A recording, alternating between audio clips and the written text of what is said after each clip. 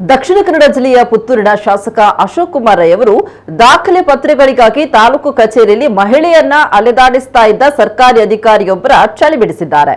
ಸದ್ಯ ಈ ಕುರಿತಾದ ವಿಡಿಯೋವೊಂದು ಸಾಮಾಜಿಕ ಜಾಲತಾಣಗಳಲ್ಲಿ ವೈರಲ್ ಆಗ್ತಾ ಇದ್ದು, ಶಾಸಕರ ಈ ನಡೆ ಸಾಮಾಜಿಕ ಜಾಲತಾಣಗಳಲ್ಲಿ ವ್ಯಾಪಕ ಪ್ರಶಂಸೆಗೆ ಪಾತ್ರವಾಗಿದೆ.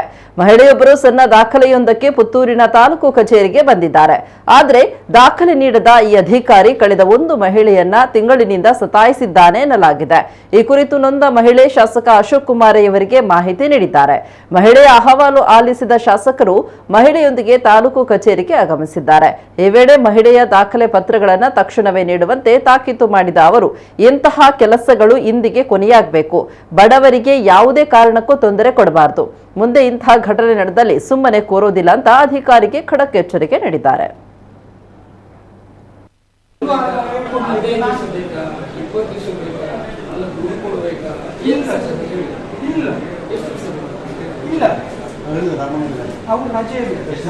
ಅವರು ಈಗ ನಾಳೆ ಸೋಮವಾರ ನಾನು ಮೊನ್ನೆ ಫೋನ್ ಮಾಡಿ ಹೇಳಿದ್ರು ಸರ್, ನಾನು ಸೋಮವಾರ ಬಂದು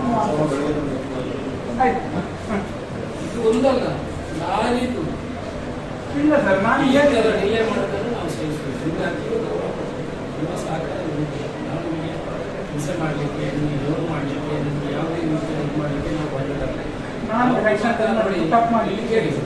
ನಾನು ಕೇಳಿ ನಾನು ಜನಪ್ರತಿನಿಧಿ ಆಯ್ಕೆ ಆಗಿದೆ, ನಿರೀಕ್ಷೆ ಇತ್ತು, ಅವರು ಮತದಾನ ಮಾಡಿದ್ದಾರೆ.